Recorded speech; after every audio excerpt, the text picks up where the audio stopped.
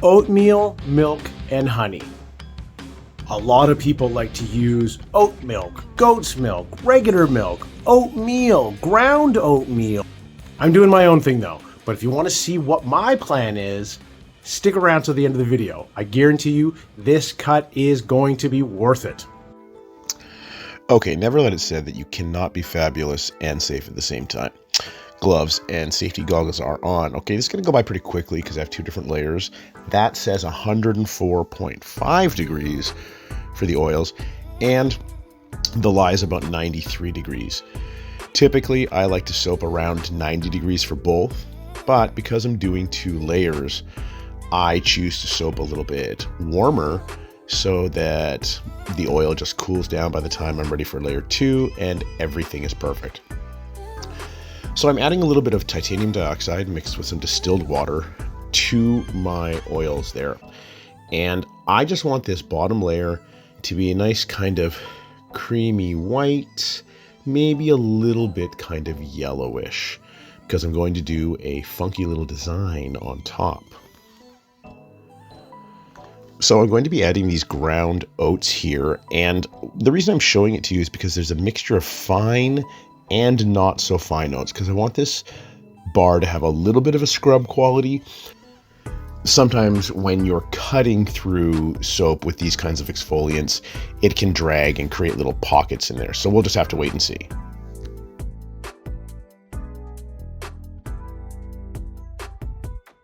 So this bottom layer is very easy. It's one color, it's got the exfoliant oats. So really all I want to do is make sure that it's at a medium trace so that it sets pretty quickly, so I can quickly put it into these molds and get going on layer number 2.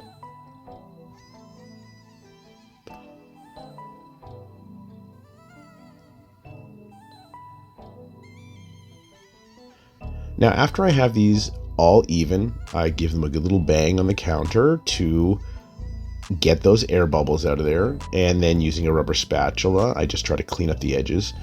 And now with this little wooden spoon, I'm going to create some texture, because my hope is that I want to create a swirl that will somewhat fall into these little pockets I'm creating on layer 1 of the soap.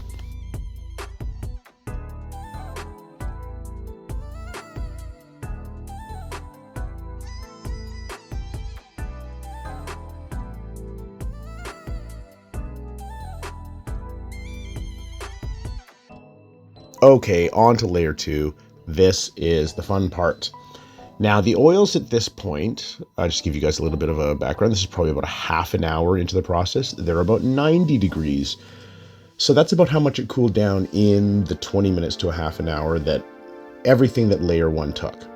So I'm going to put a little bit of titanium dioxide in at the beginning of this layer.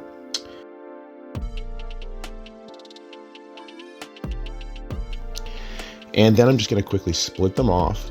But I very quickly realized that this brown is not exactly as brown as I'd like. So I do something I don't normally do, and I add that mica powder right to the mixed color. Okay, I got it fairly well mixed up.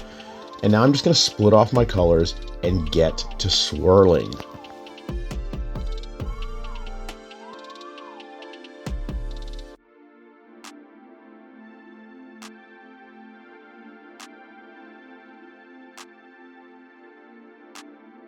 Now what I've got here is some Rhassoul clay for the brown. I've got a nice canary buttercup yellow. And then the one that looks kind of orange is actually an Aztec gold mica. And then the fourth picture there, I'm just going to use the natural or the slightly whitened color of the soap batter. Now, I've got all of my fragrance in there. I don't know why I split it up into so many cups. I wanted it to be nice and even. But I don't want the colors for this swirl to be too liquidy. I do need them to have more of a light to medium trace so that they don't muddy when I make the swirl.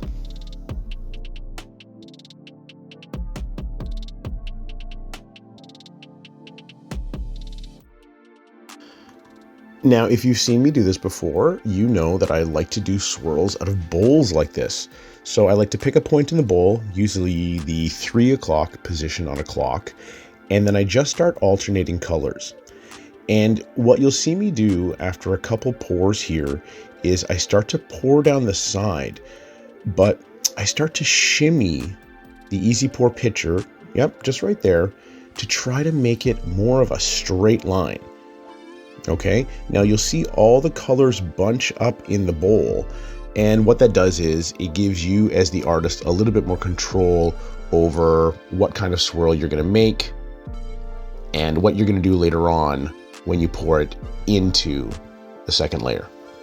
Now I like to do just one quick little figure 8, give it a little bit of a swirl. You don't have to do much, and this is the fun part. Now you just get to pour that swirl in and pray for the best. Now you don't really have to do much as far as moving the bowl as you pour, and sometimes you pour a little bit more in than you need. Fine, scrape it out. It's all good.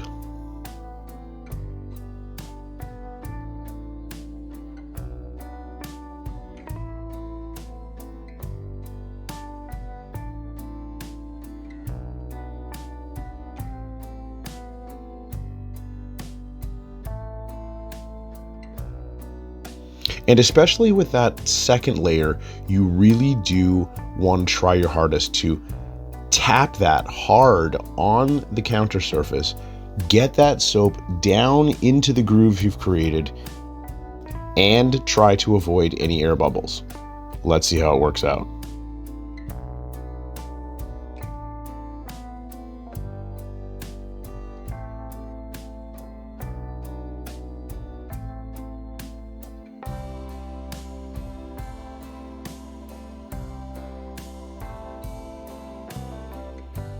Layer 2 had some acceleration there.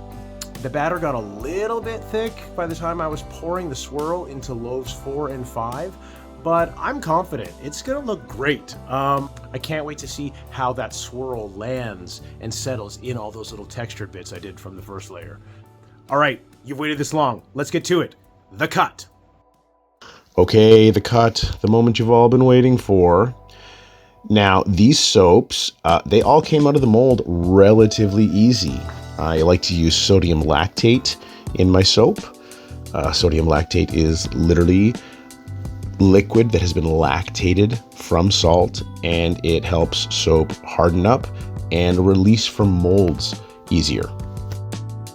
I know I say this a lot, but always keep those little end pieces. People love them. Okay, so this soap. Let's see the first cut. Okay, all right, that's pretty. It's nice and textured. I did notice one little air pocket in there. Let's see if there's any more. That's very cool. You can see the speckles of the oatmeal in there, giving it some nice texture. And yeah, there are a few little air pockets in there, but generally speaking, I think that's beautiful. That's it. I finally made oatmeal, milk, and honey. 2 years on the shelf, that scent is done. Okay, the soap looks beautiful. I can't wait to sell it and see if it really is a crowd favorite.